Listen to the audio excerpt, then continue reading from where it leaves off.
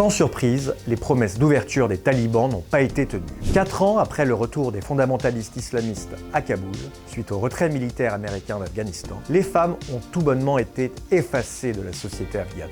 L'éducation leur est interdite après la 6e. Le voile intégral a été rendu obligatoire. Le marché du travail leur est quasi inaccessible et les portes des universités, parcs publics et autres salons de beauté leur sont désormais fermées. Notre envoyée spéciale, Margaret Viau, a pu plonger dans l'enfer des femmes afghanes. D'une maternité de la vallée du Panchir à une galerie d'art clandestine de Kaboul, en passant par un cabinet de gynécologie de la province du Wardak, notre reporter s'est fondu dans le quotidien des femmes en Afghanistan. Elle-même a dû faire face à la redoutable police de la promotion de la vertu et de la répression du vice dans la ville d'Herat.